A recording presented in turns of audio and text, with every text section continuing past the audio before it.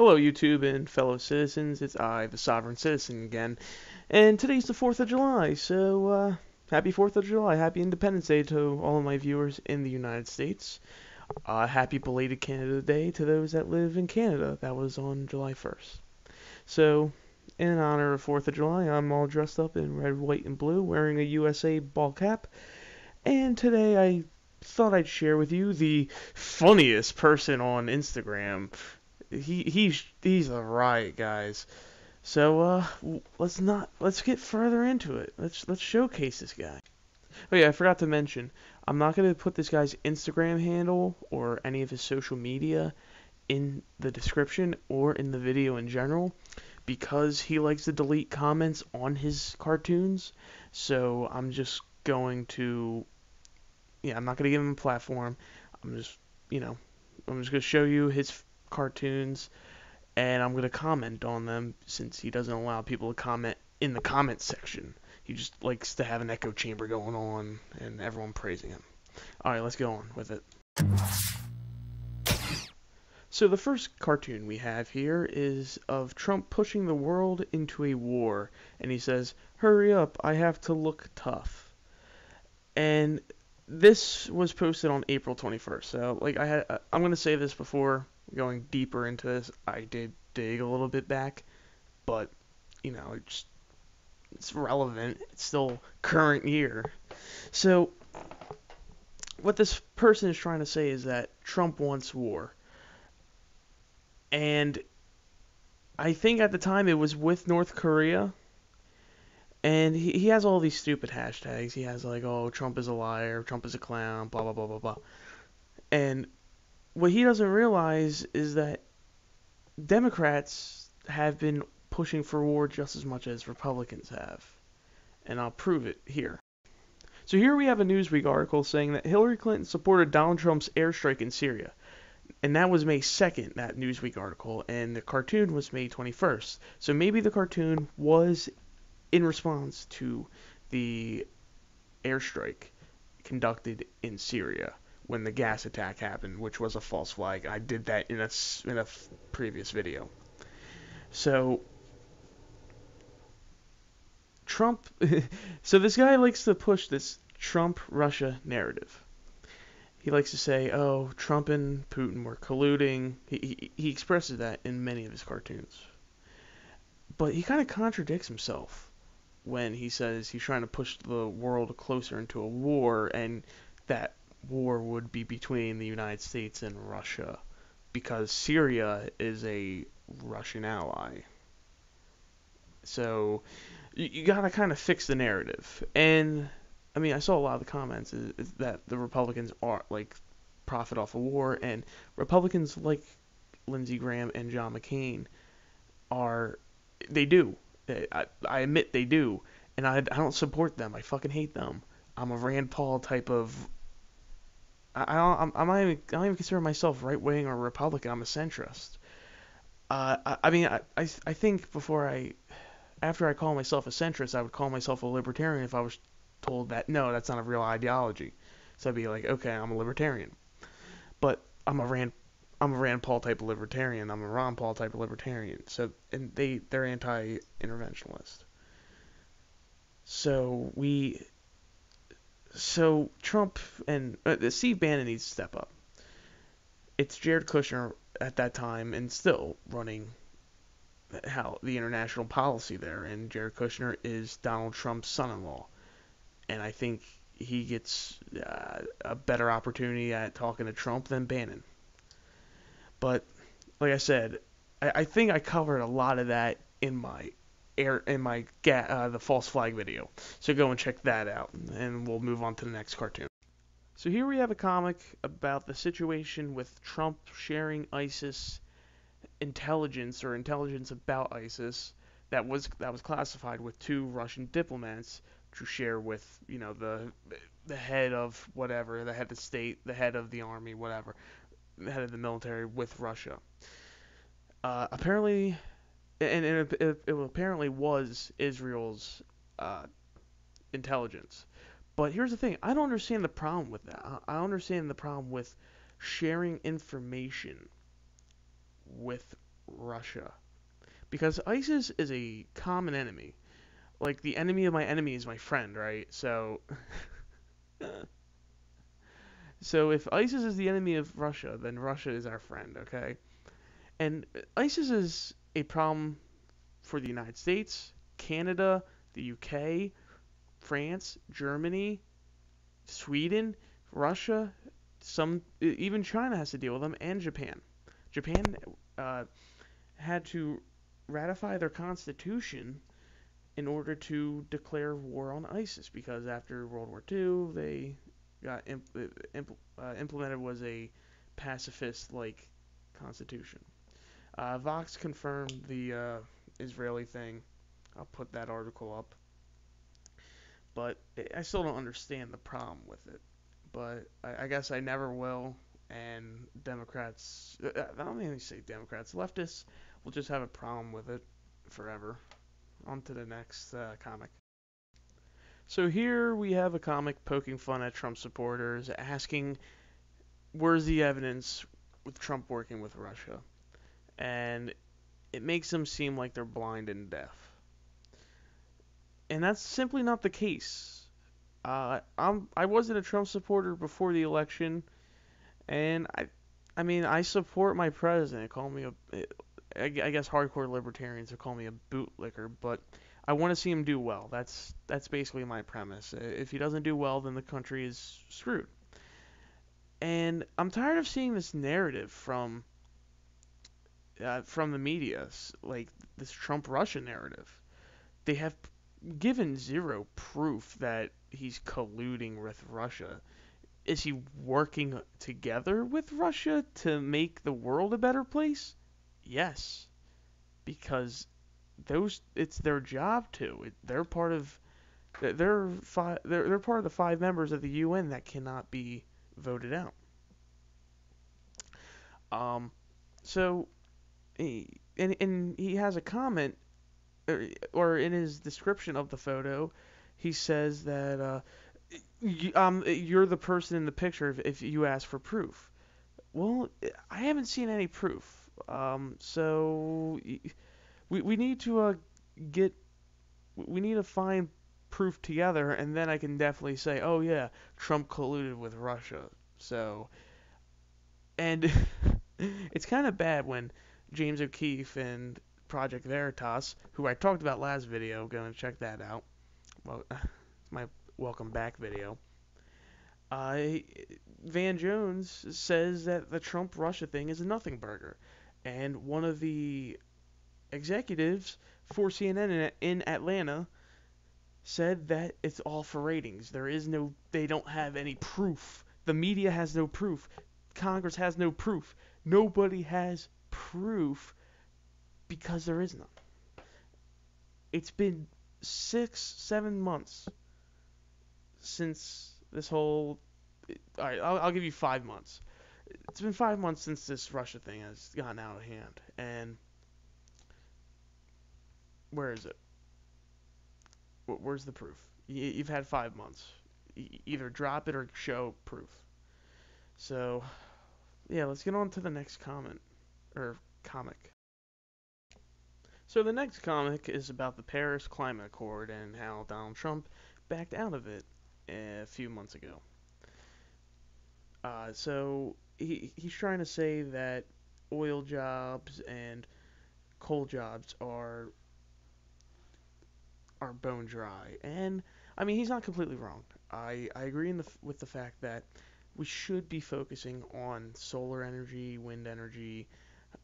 I mean personally, I like nuclear energy a little bit more because I used to live in New Jersey and 75% of all the energy there was nuclear, and we never had a problem.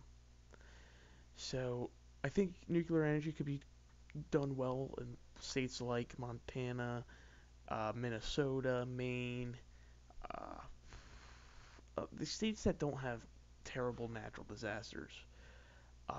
Like places like Texas, solar and wind, even some tidal, etc. But the comic, he's trying to say that the Paris Climate Accord was the only thing making us have clean energy, green energy. And that's simply not true. And once we get into the numbers of it, which I'll get right into, you'll see why Trump backed out of it. So first we're going to focus on domestic. Uh, and had we stayed in the Paris Climate Accord, these domestic policies would have gone in place to lower emissions and whatnot. And by 2035, there would have been an average shortfall of nearly 400,000 jobs, an average manufacturing shortfall of over 200,000 jobs, a total income loss of more than $20,000 for a family of four, an aggregate gross domestic product (GDP) loss of over $2.5 trillion, and increase in household electricity expenditures between 13 and 20%. So domestically, that's why Trump backed out. Internationally, we were not getting a fair deal. The top emitters of CO2 are China, the United States, and India. I'm not going to count the European Union because they're not a fucking country. And donation-wise or pledge-wise, the United States is at $3 billion. And here I have a list of all of the pledges and delivered pledges from this conference, and China and India are nowhere to be found. Parts of the European Union are, like Germany, France, Sweden, but China and the UK have given $0. So we're basically paying for China and India's carbon emissions as well as our own. So we were not getting a fair shake on that deal there. That's why Trump got us out, because we were going to be spending money that China was not, that India was not, that other parts of the European Union weren't. But I'll give the UK, Germany, and France credit. They showed up. They put their money where their mouth was. But that's simply not enough. Germany, yes, has the best GDP in the European Union, but cannot support China's emissions. On to the next comic. So here I have a anti-gun comic by this gentleman. And the comic says, it's a bullet saying I have one purpose, and in his description he says that you may have a gun, but you're not a well-trained, properly trained militia, and hashtag guns kill people. Now, the description of the Second Amendment was written in 1791 says a well-regulated militia being necessary to the security of a free state, the right of the people to keep and bear arms shall not be infringed. Now, here's a translation that I have from T.S. Grant. And this book is, in other words, and ellipses, ... the U.S. Constitution for regular folks. And he says, because we need ordinary people ready and able to keep the country protected, citizens have the right to have weapons. Now, I know there's a big, controversy about the comma with the Second Amendment, but look, if you're gonna get rid of guns, then there won't be a well-regulated militia. A well-regulated militia comes when the state is tyrannical. There was no militia until taxes were increased on the founding fathers. There was no militia until British soldiers fired into a crowd of colonists and they weren't armed. There was no militia then. It was just countrymen. It was just colonists. It was just regular people like you and I. It was when the state became tyrannical that people got their weapons and came together to form a militia. So it's it's baffling that he came up with that to where he says you may have a gun, but you're not a well-regulated militia. I don't understand. I truly don't. It makes no sense to me. And here we have the last comic that I'm going to display. It says here, Hall of Non-Existent Things: the Loch Ness Monster to the left, Bigfoot to the middle, aliens in the right center, and voter fraud to the very right. He's basically denying, and this is a very recent comic. He's denying the fact that there has been voter fraud in the United States, especially during this election. And and that's just stupid. If you that's like believing it's like believing in Santa Claus. All right, there is voter fraud. The country is massive. There's over 300 million people in the United States alone, and then we have a large number of undocumented immigrants. It is very hard to keep a close eye on over 300 million people. And this comic is blown out of proportion with this. 19 dead people registered to vote for Hillary Clinton. Richmond, Virginia. Investigation launched after dead people are registered to vote in Harrisonburg. And let me remind you, Snopes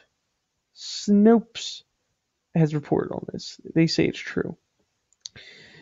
And granted, it was September 29th. It was before the election, but they still voted in the primary.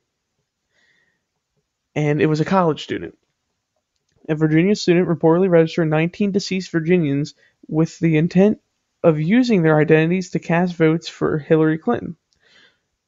Now, we got lucky, the American people, because he was caught before casting the votes for 19 people. But we don't know if there's another guy like him in Arizona, in Nebraska, in Kansas that did this for Trump or Hillary. And just the fact that it was tried means that it could have happened. There's always room for reasonable doubt, and you cannot say with certainty that there wasn't voter fraud because the odds are against you. Like I said, this is a huge country. We can't keep eyes on everyone, and a lot more states are lazier than others. California, for one. California probably, I would estimate, if we take voter fraud at face and say illegals voted, I would say California probably had 10,000 at the very least illegals vote in the election. Now, granted, California will probably never go red again, and I can accept that. And there weren't really a lot of states in the election that went blue that should have gone red. So, I don't know. But I would say the odds are there was voter fraud in the election, whether it be dead people voting, illegals voting, or what have you. And that's it for the comics. I'm going to just end right here with one last statement. And this goes to the creator of all these comics. You need to understand that you need to allow, if you're going to produce something that is your view, you have to have, there are going to be counter arguments. I've had a lot of counter arguments with you, and you say you don't debate. Well, how are you going to create something that expresses your point of view and not debate? Because I brought facts every single time I commented on your video or your comics on Instagram, and you always delete them, and you always try and like make it. You're trying to reason with yourself, and I see that you comment to other people how like you all you do is just correct their grammar. That's not really an argument. Like it's a pretty weak argument. So just remember that this is in response to you not allowing me and other people to comment and have a civil discussion. I think you called me a troll. No, I'm not a troll. I'm just someone that wants to have a discussion, share ideas, because maybe you and I can have some ideas. Be like, oh yeah, I understand where you're coming from. Like if we look at what happened in VidCon, there's two examples, one being wrong, one being right, of what happens when we discuss things and when we don't discuss things. Anita Sarkeesian attacked Sargon of Akkad on stage and everything. She didn't, and he wasn't even trying to discuss with her. He was just trying to listen, and he just wanted to listen to her point of view, and he didn't, and she didn't allow him to do that, and it, and then there was Francesca Ramsey from MTV News and Andy Worsecki from his own YouTube channel. Andy went to Francesca's panel, sat down quietly and everything. Francesca pointed him out, didn't call him a garbage human or anything, and then later they had a discussion for an hour and a half, and they were starting to see each other's views, and they're humanizing each other. The reason my Instagram page is private is because I don't want people attacking me for my set of views. All right, it's happened before, not on Instagram, but on my blog. I had to I deleted the link to my blog because of that. So I'm letting you know now, man. I want to have a discussion. I try to want to have a discussion, but this is what you're forcing me to do. So to all my viewers out there, happy 4th of July, even though it's going to come out on the 5th. And just remember, like, comment, subscribe. I'm not going to put any of my Twitter shit in the description. Just go and be free. Have a great week. Thank you.